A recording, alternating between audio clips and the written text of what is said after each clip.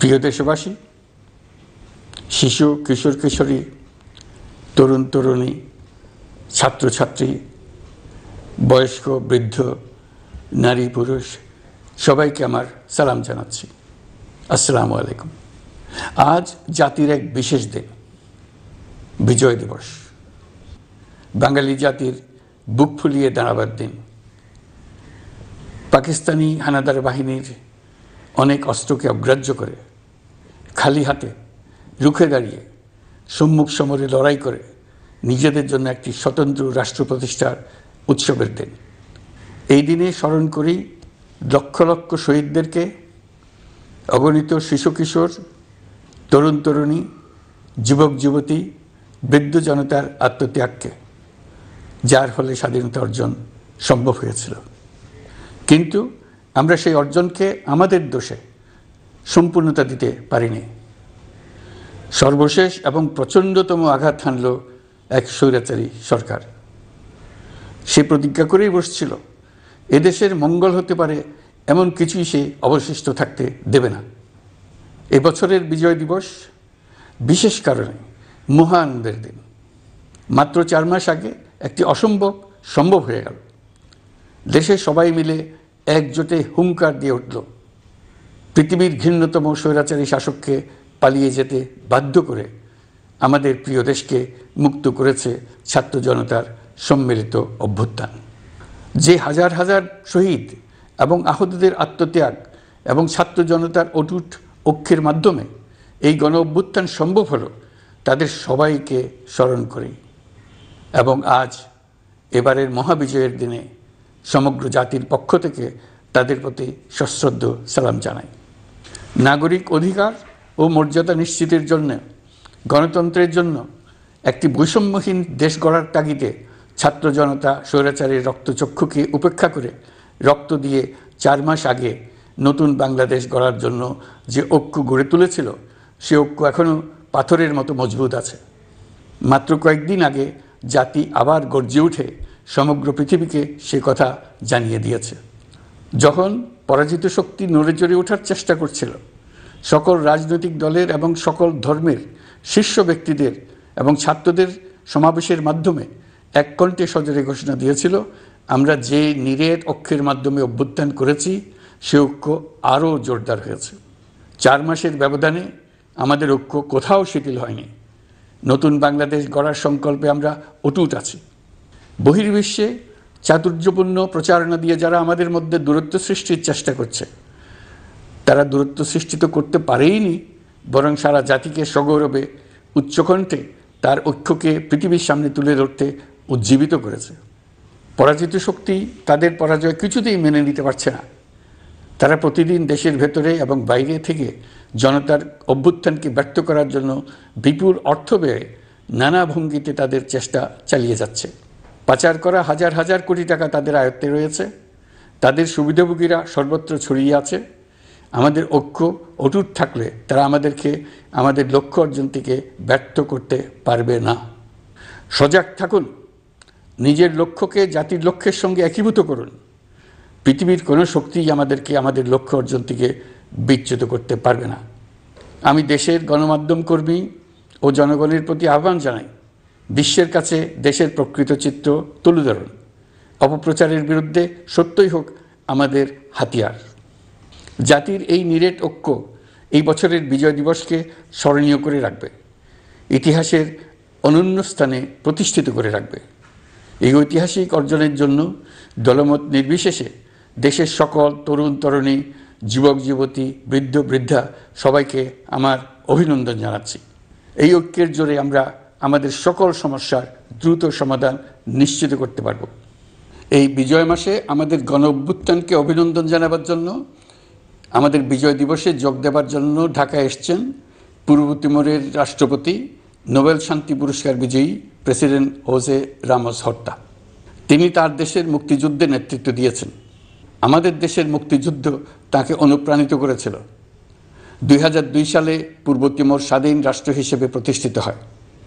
আমাদের জাতীয় উৎসবে শরীক হওয়ার জন্য পক্ষ থেকে তাকে আমরা স্বাগত জানাচ্ছি। কয়েকদিন আগে ইউরোপীয় ইউনিয়নের 19 জন রাষ্ট্রদূতের সঙ্গে আমার বৈঠক হয়েছে। এই প্রথমবারের মতো ইউরোপিয়ান ইউনিয়নের প্রায় সকল দেশের রাষ্ট্রদূতগণ একসঙ্গে ঢাকায় এসে সরকারের সঙ্গে বৈঠক করলেন। এই দেশগুলোর বেশিরভাগ দূতাবাস দিল্লিতে। তারা অনেকেই আগে কোনোদিন ঢাকায় আসেননি। এটি একটি ঐতিহাসিক ঘটনা। একত্রে ঢাকায় আসলেন শুধু এই বার্তা দেওয়ার জন্য যে ইউরোপীয় ইউনিয়ন বাংলাদেশকে সর্বোচ্চ সমর্থন ও সহযোগিতা দেওয়ার জন্য প্রস্তুত। অন্তর্বর্তীকালীন সরকারের সংস্কার উদ্যোগ এবং গণতান্ত্রিক পদ্ধতিতে নির্বাচনের প্রক্রিয়ার কথা আমি তাদেরকে জানিয়েছি। সেটিতে তারা পূর্ণ সমর্থন জানিয়েছেন এবং সরকারকে সর্বোচ্চ সহযোগিতা করবেন বলে জানিয়েছেন। বাংলাদেশের বিরুদ্ধে অপপ্রচার এবং ভুল তথ্য প্রচারের বিষয়েও আমি ইউরোপীয় ইউনিয়নের কূটনীতিকদের জানিয়েছি। ইউরোপীয় দেশগুলোর মধ্যে যাদের ভিসা অফিস নয়াদিল্লিতে আছে তাদেরকে ঢাকা বা অন্য কোনো প্রতিবেশী দেশে ভিসা অফিস নিয়ে আসার জন্য আমি অনুরোধ করেছি। আমি বলেছি, ইউরোপীয় দেশগুলোর বিশ্ববিদ্যালয়ে ভর্তির জন্য অনেক বাংলাদেশি শিক্ষার্থীর ভিসা পেতে সমস্যা হয়। তারা যদি ভিসা সেন্টার ঢাকায় নিয়ে আসেন তাহলে আমাদের ছেলে মেয়েদের ভোগান্তি কমে যাবে। এছাড়া অর্থনৈতিক ও সামাজিক ক্ষেত্রে তাদের সহযোগিতার মাত্রা বাড়ানোর বিষয়ে আমি আলাপ করেছি। বিশ্বব্যাংক সহ অন্যান্য সকল দাতা প্রতিষ্ঠানসমূহের কাছে আমাদের অর্থনীতির ভবিষ্যৎ সম্বন্ধে আস্থা প্রতিষ্ঠিত করতে অন্তর্বর্তীকালীন সরকার সক্ষম হয়েছে। তারা নতুন উদ্যোগে এবং নতুন উৎসাহে আমাদের সঙ্গে নতুন আর্থিক সম্পর্ক গড়ে তুলতে এগিয়ে এসছে। অর্থনীতির সাফল্যের ব্যাপারে দেশে এবং বিদেশে আস্থার সৃষ্টি হয়েছে। অন্তর্বর্তী সরকার যখন দায়িত্ব গ্রহণ করে অর্থনীতি তখন ভেঙে পড়ার অবস্থায়। গত 4 মাসে এই অবস্থার বিরাট পরিবর্তন হয়েছে। ব্যাংকিং ব্যবস্থায় আস্থা এবং নিয়ম শৃঙ্খলা ফিরে আসছে। কোনো ব্যাংক বন্ধ করে দিতে হয়নি। ব্যাংক যত দুর্বলই হোক তাকে টিকিয়ে রাখার ব্যবস্থা করা হয়েছে। প্রথম দিকে আমানতকারীর টাকা উত্তোলনের ব্যাপারে বিধিনিষেধ আরোপ করা হয়েছিল, এখন সেটা তুলে দেওয়া হয়েছে। বাংলাদেশ ব্যাংক সকল ব্যাংককে আমানতকারীর আমানত ফেরত দেওয়ার জন্য নতুন টাকার সরবরাহ দিতে প্রস্তুত হয়েছে। আশা করি এতে ব্যাংকিং ব্যবস্থায় সকলের আস্থা ফিরে আসবে। প্রিয় দেশবাসী, আমাদের সরকারের শুরুতেই একটি কমিটি নিয়োগ করেছিলাম, শ্বেতপত্র প্রণয়ন কমিটি। এই কমিটির কাজ ছিল অভ্যুত্থানের পর অর্থনীতি কোন পরিস্থিতিতে যাত্রা শুরু করলো তার একটা দলিল রচনা করা। এতে কি পেলাম না তার একটা চিত্র তুলে ধরার দায়িত্ব দেওয়া হয়েছিল এই কমিটিকে। ডক্টর দেবপ্রিয়ের সভাপতিত্বে গঠিত 12 সদস্যের শ্বেতপত্র প্রণয়ন কমিটি নির্ধারিত সময়ে এই কঠিন কাজ সম্পন্ন করে আমাদের কাছে 400 পৃষ্ঠার একটা বিস্তারিত রিপোর্ট পেশ করেছে। রিপোর্ট পড়ে দেশের মানুষ হতভম্ব হয়ে গেছে। দেশে বিদেশে অনেক প্রতিষ্ঠান ও ব্যক্তি গভীর আগ্রহ নিয়ে এই রিপোর্টটি সংগ্রহ করছে। দেশের মধ্যে পত্রপত্রিকা, সেমিনার, আলোচনা সভা, টেলিভিশনে এই নিয়ে প্রচুর আলোচনা হচ্ছে। ফ্যাসিবাদী সরকার দেশের অর্থনীতিকে ভেঙে দিয়ে গেছে এটা সবাই বুঝতে পারছিল, কিন্তু অর্থনীতিকে কি পরিমাণ ধ্বংসস্তূপে পরিণত করে দিয়ে গেছে তার পরিমাপ সম্বন্ধে কোনো ধারণা করতে পারছিল না। শ্বেতপত্র প্রণয়ন কমিটি হিসেব নিকেশ করে এর পরিমাণ বের করে দিয়েছে। এই রিপোর্ট পড়ে সকলে অবিশ্বাস্য চোখে একে অপরের দিকে তাকাচ্ছে। কারো মুখে কথা বেরোচ্ছে না। দিন দুপুরে সকলের সামনে থেকে হাজার হাজার কোটি টাকা ব্যাংক থেকে পাচার করে নিয়ে গেছে। কেউ বলার ছিল না, কেউ দেখার ছিল না। যারা নিয়ে গেছে তাদেরকে কেউ বাধা দেয়নি, বরং সর্বস্তরে সবাই আগ্রহ সহকারে তাদের সঙ্গে সহযোগিতা করেছে। কারণ তারা সব আপন লোক। বিশাল বিশাল প্রকল্প নেওয়া হয়েছে ঋণের টাকায়। এসব প্রকল্পের মোড়কে বিশাল বিশাল অর্থ লুটপাট করেছে। প্রকৃত ব্যয়ের চাইতে কত বেশি ব্যয় ধরে কাদের হাতে টাকাটা পাচার করে দেওয়া হয়েছে তাও এই প্রতিবেদনে তুলে ধরা হয়েছে। শ্বেতপত্র প্রণয়ন কমিটি তাদের প্রতিবেদনে তুলে ধরেছে যে বার্ষিক উন্নয়ন ব্যয়ের প্রায় অর্ধেক টাকায় লুটপাট হয়েছে। দেশে এমন ধরনের পোষ্যতোষী পুঁজিবাদ তৈরি করা হয়েছিল যার সুবিধাভোগী ছিল স্বৈরাচার ও তার সহযোগীরা। প্রতিবেদনে উল্লেখ করা হয়েছে যে নির্দিষ্ট কিছু গোষ্ঠীকে সুবিধা দিতে যে পরিমাণ কর ছাড় দেওয়া হয়েছে সেটা অর্ধেকে নামিয়ে আনা গেলে দেশের শিক্ষা বাজেট দ্বিগুণ, স্বাস্থ্য বাজেট 3 গুণ করা সম্ভব ছিল। পাচার করা এই টাকা আপনাদেরই টাকা। তারা প্রকাশ্যে আপনাদের কষ্টার্জিত টাকা লুট করে বিদেশে ভোগবিলাসে ব্যয় করছে। সম্প্রতি গার্ডিয়ান পত্রিকাতেও পাচার করা টাকায় গড়ে তোলা সম্পদের পাহাড় নিয়ে একটা সচিত্র প্রতিবেদন প্রকাশিত হয়েছে। পাচার করা এই সীমাহীন অর্থ এখন আবার দেশে গোলযোগ সৃষ্টি করে তারা এদেশে ফিরে আসার সুযোগ সৃষ্টির কাজে ব্যয় করছে। আপনারা দেখতেই পাচ্ছেন এই টাকা কীভাবে দেশের সংহতির বিরুদ্ধে সকল প্রকার অপপ্রচারের কাজে লাগানো হচ্ছে। প্রতি বছর অর্থনৈতিক প্রবৃদ্ধির যে হার দেখানো হয়েছে সেটাও মন গড়া। দেশকে এবং পৃথিবীকে বলা হচ্ছিল কি সুন্দর দেশ বাংলাদেশ, লাফিয়ে লাফিয়ে তার উন্নয়নে গিয়ে চলছে। এখন বাংলাদেশ ব্যাংকের বড় কাজ হলো পাচার করা টাকা দেশে ফিরিয়ে আনা। তারা তাদের সর্বোচ্চ ক্ষমতা দিয়ে সেটা চেষ্টা করছে। কাজটা কঠিন, কারণ এই বিষয়ক আইন কঠিন। আমরা বাংলাদেশ ব্যাংকের সাহস ও সমর্থন দিয়ে যাচ্ছি। বারবার বলছি, অন্তর্বর্তী সরকারের আমলে আংশিক টাকা হলেও যেন ফেরত আনা যায়।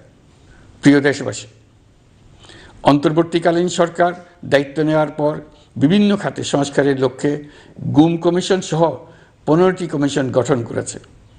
এসব কমিশন পূর্ণ উদ্যমে তাদের কাজ করে যাচ্ছে। গুম কমিশন গত পরশু তাদের প্রতিবেদনের প্রথম খণ্ড আনুষ্ঠানিকভাবে পেশ করে গেছেন। গুমের শিকার বহু পরিবারের নিরাপত্তার স্বার্থে এটা এখন প্রকাশ করা যাচ্ছে না। এই প্রতিবেদন পড়ার আগেই আপনাদেরকে সাবধান করে রাখি, এটা একটা লোমহর্ষক প্রতিবেদন। মানুষ মানুষের প্রতি কী পরিমাণ নৃশংস হতে পারে এতে আছে তার বিবরণ। অবিশ্বাস্য বর্ণনা। সরকারের আক্রোশের শিকার হয়ে ঘটনাচক্রে যারা এখনও বেঁচে আছেন তারা আজ পর্যন্ত মুখ খুলতে সাহস করছেন না। তাদের ভয় কিছুতেই কাটছে না।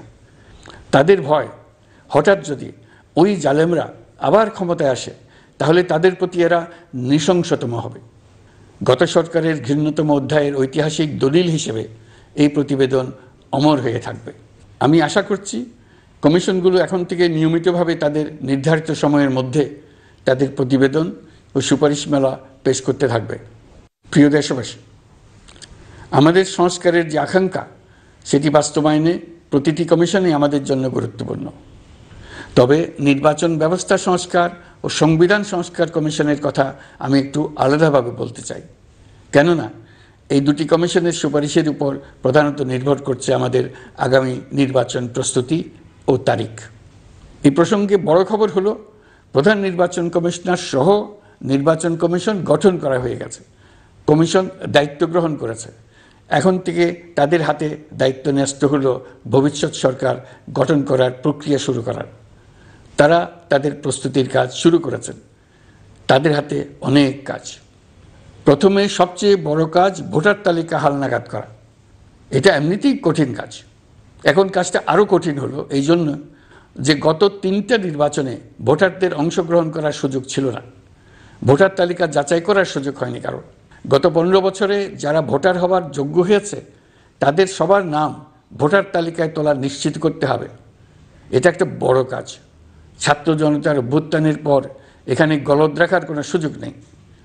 দীর্ঘদিন পর এবার বহু তরুণ তরুণী জীবনে প্রথমবারের মতো ভোট দেবে। অতীতে তাদেরকে সে অধিকার এবং আনন্দ থেকে বঞ্চিত করা হয়েছে।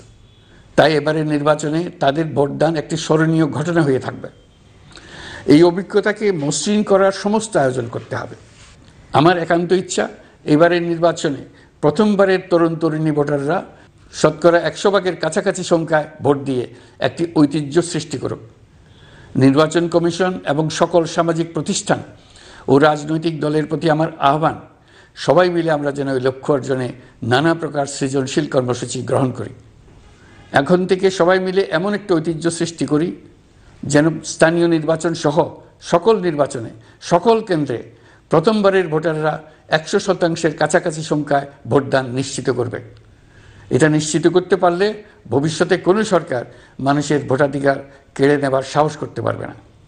নতুন ভোটার ছাড়াও যাদের আগে থেকে ভোটার তালিকায় নাম থাকার কথা ছিল তারা ভোটার তালিকায় আছে কিনা তা নিশ্চিত করতে হবে। বিশেষ মনোযোগ দিয়ে ভুয়া ভোটারদেরকে তালিকা থেকে বের করে দিতে হবে। এবার আমরা প্রবাসী বাংলাদেশিদেরকে ভোট দেওয়া নিশ্চিত করতে চাই। অতীতে আমরা এই ব্যাপারে অনেকবার আশ্বাসের কথা শুনেছি। এই সরকারের আমলে এটা যেন প্রথমবারের মতো বাস্তবায়িত হয়, এটা আমরা নিশ্চিত করতে চাই। এর জন্য একটা নির্ভরযোগ্য ব্যবস্থা করতে হবে। সব কিছুই সমসাপেক্ষ ব্যাপার। এর সঙ্গে যদি আমরা নির্বাচন প্রক্রিয়া আরও উন্নত করতে চাই, নির্বাচন সংস্কার কমিশনের সুপারিশমালা বাস্তবায়ন করতে চাই, তাহলে প্রয়োজনীয় সংস্কারের বিস্তৃতি ও গভীরতা অনুসারে নির্বাচন কমিশনকে সময় দিতে হবে। আমি সকল প্রধান সংস্কারগুলো সম্পন্ন করে নির্বাচন আয়োজন করার ব্যাপারে বরাবর আপনাদের কাছে আবেদন জানিয়ে এসেছি। তবে রাজনৈতিক ঐকমত্যের কারণে আমাদেরকে যদি অল্প কিছু সংস্কার করে ভোটার তালিকা নির্ভুলভাবে তৈরি করার ভিত্তিতে নির্বাচন সম্পন্ন করতে হয়, তাহলে 2025 সালের শেষের দিকে নির্বাচন অনুষ্ঠান হয়তো সম্ভব হবে। আর যদি এর সঙ্গে নির্বাচন প্রক্রিয়া এবং নির্বাচন সংস্কার কমিশনের সুপারিশের পরিপ্রেক্ষিতে এবং জাতীয় ঐকমত্যের ভিত্তিতে প্রত্যাশিত মাত্রার সংস্কার যোগ করি, তাহলে অন্তত আরও 6 মাস অতিরিক্ত সময় লাগতে পারে। মোটা দাগে বলা যায় 2025 সালের শেষ দিক থেকে 2026 সালের প্রথমার্ধের মধ্যে নির্বাচনের সময় নির্ধারণ করা যায়। প্রিয় দেশবাসী, যে কোনো সংস্কারের কাজে হাত দিতে গেলে রাজনৈতিক ঐকমত্যের প্রয়োজন। এই ঐকমত্যে পৌঁছানোর প্রক্রিয়া কি হবে? অন্তর্বর্তীকালীন সরকার এইভাবে অগ্রসর হবার প্রস্তুতি নিচ্ছে। অন্তর্বর্তীকালীন সরকার প্রথম পর্যায়ে 6টি সংস্কার কমিশন গঠন করেছে। এরা শীঘ্রই চূড়ান্ত প্রতিবেদন পেশ করবে বলে আশা করি। আমরা এই 6 কমিশনের চেয়ারম্যানদের নিয়ে একটি জাতীয় ঐকমত্য গঠন কমিশন প্রতিষ্ঠা করার দিকে অগ্রসর হচ্ছি। এর কাজ হবে রাজনৈতিক দল সহ সকল পক্ষের সঙ্গে মতামত বিনিময় করে যে সমস্ত বিষয়ে ঐকমত্য স্থাপন হবে সেগুলো চিহ্নিত করা এবং বাস্তবায়নের জন্য সুপারিশ করা। যেহেতু জাতীয় ঐকমত্য প্রতিষ্ঠা করা অন্তর্বর্তীকালীন সরকারের অতি গুরুত্বপূর্ণ দায়িত্ব, তা বিবেচনা করে আমি এই কমিশনের চেয়ারম্যানের দায়িত্ব পালন করব। আমার সাথে এই কমিশনের সহসভাপতির দায়িত্ব পালন করবেন অধ্যাপক আলী রিয়াজ। কমিশন প্রয়োজন মনে করলে নতুন সদস্য কোঅপ্ট করতে পারবে। প্রথম 6টি কমিশনের চূড়ান্ত প্রতিবেদন পাওয়ার পর আগামী মাসেই জাতীয় ঐকমত্য গঠন কমিশন তার কাজ শুরু করতে পারবে বলে আমি আশা করছি। এই নতুন কমিশনের প্রথম কাজ হবে নির্বাচন অনুষ্ঠানের জন্য যে সমস্ত সিদ্ধান্ত জরুরি সেই সমস্ত বিষয়ে তাড়াতাড়ি ঐকমত্য সৃষ্টি করা এবং সকলের সঙ্গে আলোচনা করে কোন সময়ে নির্বাচন অনুষ্ঠান করা যায় সেই ব্যাপারে পরামর্শ চূড়ান্ত করা। প্রিয় দেশবাসী, নির্বাচন আয়োজন ও সংস্কার ছাড়াও আপনারা আমাদের উপর অনেকগুলো দায়িত্ব দিয়েছেন। এর মধ্যে রয়েছে অর্থনীতি পুনরুদ্ধার ও মানুষের জীবনমান উন্নয়ন। ফেসিবাদী সরকারের কাছ থেকে আমরা বিপর্যস্ত এক অর্থনীতি পেয়েছি। আমাদের বৈদেশিক রিজার্ভ তলানিতে গিয়ে থেকেছিল। 2024 সালের নভেম্বরে রপ্তানি আয়ের পরিমাণ ছিল $4.12 বিলিয়ন, যা আগের মাসের তুলনায় 15.63% বেশি। সামগ্রিকভাবে 2024 সালের জুলাই নভেম্বর সময়কালে রপ্তানি $16.11 বিলিয়ন মার্কিন ডলারে পৌঁছেছে। গত বছর একই সময়ে রপ্তানি আয় ছিল $14.34 বিলিয়ন মার্কিন ডলার। বছরের হিসাবে এই প্রান্তিকে রপ্তানি আয়ের প্রবৃদ্ধি 12.34%। বৈদেশিক মুদ্রার রিজার্ভ $19 বিলিয়ন পৌঁছেছে। এসবের মাধ্যমে আমাদের অর্থনীতি ঘুরে দাঁড়াতে শুরু করেছে। পরিস্থিতির উন্নতি হচ্ছে। গার্মেন্টস শ্রমিক ভাই বোনেরা বাংলাদেশের অর্থনীতির অন্যতম চালিকা শক্তি। তাদের বার্ষিক মজুরি 9% বাড়ানোর সিদ্ধান্ত হয়েছে।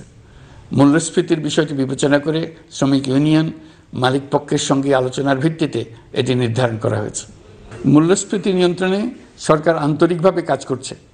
স্বীকার করতে দ্বিধা নেই, এক্ষেত্রে কাঙ্ক্ষিত সাফল্য আমরা এখনও পাইনি। তবে আমার বিশ্বাস মূল্যস্ফীতি শিগগিরই কমে আসবে। গত কয়েক মাসে বাজারে কিছু পণ্যের দাম বেড়েছে। আমরা সরবরাহ বাড়িয়ে, আমদানিতে শুল্ক ছাড় দিয়ে, মধ্যস্বত্বভোগীদের দৌরাত্ম্য কমিয়ে এবং বাজার তদারকির মধ্য দিয়ে জিনিসপত্রের দাম কমিয়ে আনার চেষ্টা করছি। পরিবহন খাতে চাঁদাবাজি এখনও পুরোপুরি বন্ধ করা যায়নি। এটা সম্ভব হলে আমরা আশা করি জিনিসপত্রের দাম আরও কমে আসবে। আমরা আপনাদের কষ্টে সমব্যথী। তবে আমরা জানি সরকারের কাজ কেবল সমবেদনা জানানো নয়। আমরা আপনাদের কষ্ট কমিয়ে আনতে সকল রকম চেষ্টা চালিয়ে যাচ্ছি। আসন্ন রমজানে দ্রব্যমূল্য সহনীয় রাখতে আমরা সবার সহযোগিতা চাই। আমরা ইতিমধ্যে ব্যবসায়ীদের সঙ্গে কথা বলেছি। তারা আমাদের কাছে ওয়াদা করেছে বাজারে পণ্য সরবরাহে কোনো সংকট হবে না। অতিরিক্ত মুনাফার লোভে যদি কেউ কৃত্রিম কোনো সংকট সৃষ্টির চেষ্টা করে আমরা তাকে কঠোর হাতে দমন করব। বাজার সিন্ডিকেটের দৌরাত্ম্য বন্ধ করতে বিকল্প কৃষি বাজার চালু করার লক্ষ্যে আমরা কাজ করে যাচ্ছি। প্রিয় দেশবাসী, হত্যাযজ্ঞের সাথে জড়িত পতিত স্বৈরশাসক ও তার দোসরদের বিচার কার্যক্রম এগিয়ে চলছে। এই জন্য আন্তর্জাতিক অপরাধ ট্রাইব্যুনাল আইন সংশোধন করা হয়েছে। বিচার প্রক্রিয়ার স্বচ্ছতা নিশ্চিত করার জন্য আসামিদের বিদেশি আইনজীবী নিয়োগের সুযোগ দেওয়া হয়েছে। আত্মপক্ষ সমর্থনের সব ধরনের সুযোগ তারা পাবেন। বিচার প্রক্রিয়া সাংবাদিক, মানবাধিকার কর্মী ও অন্যান্য পর্যবেক্ষকদের জন্য উন্মুক্ত রাখা হয়েছে। বিচারের যে কোনো অংশ চাইলে যে কেউ রেকর্ড করার সুযোগ পাবেন। আইসিসি প্রসিকিউটর করিম খান সম্প্রতি আমার সাথে দেখা করেছেন। তিনি আইসিটি প্রসিকিউটর এবং অন্যান্য কর্মীদের প্রশিক্ষণ দিতে সম্মত হয়েছেন এবং আইসিটিকে আন্তর্জাতিক মানে উন্নীত করার সহায়তা দিতে প্রতিশ্রুতি দিয়েছেন। আলাদাভাবে আমরা গণহত্যাকারীদের বিরুদ্ধে আন্তর্জাতিক অপরাধ আদালতে মানবতা বিরোধী অপরাধের মামলা করব বলে তাকে জানিয়েছি। প্রিয় দেশবাসী, জুলাই বিপ্লবে বাংলাদেশের ছাত্র, শ্রমিক, জনতা মিলে যে অসাধ্য সাধন করেছে তার অন্যতম শক্তিশালী ভূমিকায় ছিল এদেশের নারীরা। ফেসিবাদী শক্তির প্রাণঘাতী অস্ত্রের সামনে হিমালয়ের মতো দাঁড়িয়েছিল আমাদের মেয়েরা। স্কুল, কলেজ, বিশ্ববিদ্যালয়ের ছাত্রী, শিক্ষক, অভিভাবক, চাকরিজীবী, শ্রমজীবী, সকল পেশার, সকল বয়সের নারীরা এই আন্দোলনে বিরাট ভূমিকা রেখেছে। এই বছর বেগম রোকেয়া দিবসে দেশজুড়ে আন্দোলনে নারীদের আত্মত্যাগ ও ভূমিকার বিষয়ে বড় আকারে আলোচনা হয়েছে। ওই দিন জুলাই কন্যারাও ঘোষণা দিয়েছে তারা তাদের কথা কাউকে ভুলে যেতে দেবে না। অন্তর্বর্তীকালীন সরকার নারী অধিকার রক্ষায় নারী বিষয়ক সংস্কার কমিশন করেছে। শিগগিরই তারা তাদের রিপোর্ট দেবে। জুলাই কন্যারা ঘোষণা দিয়েছে প্রতি বছর 10 ডিসেম্বর তারিখে নির্ধারিত সময়ে সারা দেশে সকল পরিবারের নারী, শিশু, কিশোরী, তরুণী, মহিলা, বৃদ্ধা একসঙ্গে নিজ নিজ নির্ধারিত স্থানে, সেটা উঠান হোক, বাড়ির সামনে, রাস্তায় হোক, সমাবেশ করে দেশের অর্ধেকাংশ মানুষের অস্তিত্বের কথা সারা জাতিকে স্মরণ করিয়ে দেবে, তাদের আশা আকাঙ্ক্ষার কথা জানিয়ে দেবে। যেই তরুণীরা জুলাই আন্দোলনে সামনের সারিতে থাকলো তারা নতুন বাংলাদেশ গড়ার প্রত্যয় থেকে আর কোনোদিন সরে যাবে না। তারা শুধু নতুন বাংলাদেশ নয়, নতুন এক পৃথিবী গড়ে তোলার মহাকর্মযজ্ঞে বাংলাদেশের সকল বয়সের নারীদের সঙ্গে নিয়ে নেতৃত্ব দেবে। সবশেষে এই বিজয়ের মাসে আমি বাংলাদেশের দল, মত, জাতি, ধর্ম, বর্ণ, বয়স নির্বিশেষে সবাইকে ঐক্যবদ্ধ থাকার আহ্বান জানাচ্ছি। শক্তিশালী স্বৈরাচারী সরকারকে জাতীয় ঐক্যের মাধ্যমেই আমরা হটাতে পেরেছি। তারা এখনও সর্বশক্তি দিয়ে জাতিকে বিভক্ত করার চেষ্টা চালিয়ে যাচ্ছে। সাম্প্রদায়িক রাজনীতির মাধ্যমে জাতীয় ঐক্যকে নস্যাৎ করতে চাচ্ছে, একের প্রতি অন্যের বিষ উগড়ে দিতে চাচ্ছে। তাদের এই হীন প্রচেষ্টাকে কোনোভাবেই সফল হতে দেবেন না। প্রিয় দেশবাসী, এটা আমাদের বিজয়ের মাস। 16ই ডিসেম্বরে যুদ্ধ জয় করে পৃথিবীর বুকে বাঙালি জাতির একটা স্বাধীন রাষ্ট্র প্রতিষ্ঠার মাস, শত্রুকে চূড়ান্তভাবে পরাজিত করার মাস, নিজের শক্তিকে আবিষ্কার করার মাস। এই বিজয়ের মাসে আমরা সকল প্রস্তুতি নিয়ে দৃঢ় পদক্ষেপে নতুন বাংলাদেশ গড়ার যাত্রা শুরু করলাম। এই যাত্রা শুভ হোক, গন্তব্যে পৌঁছানো নিশ্চিত ও আনন্দদায়ক হোক। বিজয়ের মাস হোক নারী, পুরুষ, ধর্ম, বর্ণ, রাজনৈতিক পরিচয় নির্বিশেষে জাতির মহা ঐক্যের মাস। বিজয়ের মাস হোক ছাত্র জনতার অভ্যুত্থানকে স্মরণ করে নতুন বাংলাদেশ গড়ার শপথ দৃঢ়তার সঙ্গে পুনর্ব্যক্ত করার মাস।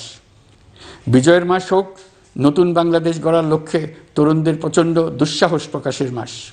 বিজয়ের মাস হোক নাগরিকদের পরস্পরের মধ্যকার সম্পর্ক স্থায়ীভাবে ভয়বিহীন থাকবে এমন এক সমাজ গড়ার মাস।